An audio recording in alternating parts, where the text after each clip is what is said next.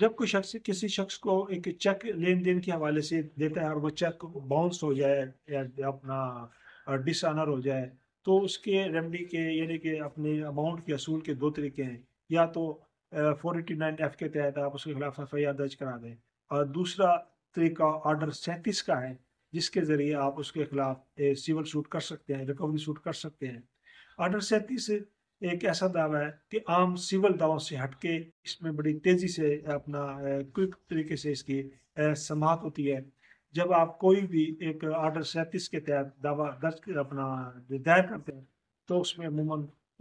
दूसरे शख्स को, जिसने आपकी रकम देनी है, जिसे हम अपना मुद्दा अलय भी कहते हैं, उसको नोटिस एक स्पेशल किस्म का जारी होता है। अमूमन बाकी तो आपको मियाद 30 दिन की दी जाती है, लेकिन इसके अंदर 10 दिन के अंदर अंदर आपको उसका जवाब दाखिल कराना है। और आगे आपके लीव टू डिफेंड जिसे हम कहते हैं, अगर वो आप उसकी दरख्वास्त देंगे, तो इसमें भी कोर्ट की मर्जी या अदालत की मर्जी है कि आपको कंडीशनल लीव टू डिफेंड दे दें, यानी कि आपको अपनी बात कहने का मौका फराहम कर दे, या कंडीशनल या अनकंडीशनल, वो दोनों शक्लों में आपको जो है ना वो इजाज़त दे सकती है। या आपको बगैर मौका दिए या बगैर सुने भी डायरेक्ट भी वो आपके खिलाफ डिग्री कर सकती है, अगर हालात ऐसे हैं और अदालत समझती है। लेकिन अमूमन अदालत ऐसे केसों में कंडीशनल या अनकंडीशनल के लीव के जरिए लीव टू डिफेंड देती है। कंडीशनल का मतलब ये है कि कोई भी शर्त रख दी जाए, मसलन कि भी अगर आपका 10 लाख का दावा है, और अदालत कह सकती है कि 10 लाख के बराबर आप गारंटी इसमें जमा कराएं,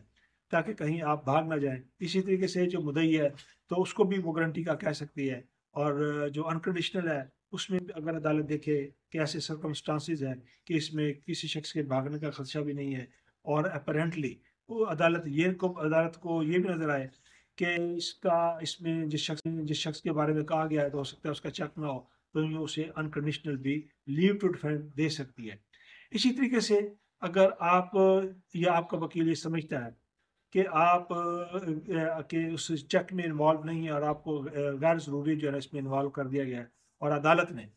जो एक की अदालत है, और उसने आपको कंडीशनल जो है वो अपना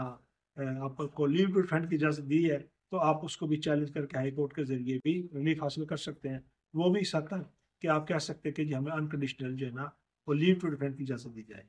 यूं जब आपको कंडीशनल या अनकंडीशनल लीव टू डिफेंड जारी हो जाता है, तो आप अपनी बात अपनी सफाई में अदालत को कह सकते हैं। अगर अदालत समझती है कि आपकी बात दुरुस्त है, तो वो कोई भी फैसला आगे कर सकती है, या इस तरीके से इस कानून के जरिए उसे डिग्री अपना आपकी अमाउंट जो है वो डिग्री भी आपके खिलाफ हो सकती है, या मुद्दई है तो आपके हक में फैसला हो सकता है। दूसरी बात ये अमूमन देखा गया है कि अगर आपने आज 10 लाख का जो है ना वो डिग्री किया, और 2 साल 3 साल अपना सॉरी मैं डिग्री का लफ्ज़ किया गया, जब आपने दावा दायर किया 2 या 3 साल के बाद डिग्री दावा डिग्री हो जाता है, तो आपने देखा होगा कि अमूमन उस वक्त 3 साल पहले अगर 10 लाख की वैल्यू जो थी, आज उसकी वो वैल्यू अब वो नहीं रही। तो अदालत इसको कंपनसेट करने के लिए इंस्ट्रूमेंट जो निगोशिएबल इंस्ट्रूमेंट एक्ट जो है उसके अपना सेक्शन 80 और 81 के जो है वो मुताबिक 6% जो है ना आपको मार्कअप की पेनल्टी भी लगा सकती है, जो हर साल पर कैलकुलेट होगी, और आपको कहा जा सकता है कि जी वो अमाउंट आप जो है ना उस अपना उस मुद्दई को जो है वो भी अदा करें, क्योंकि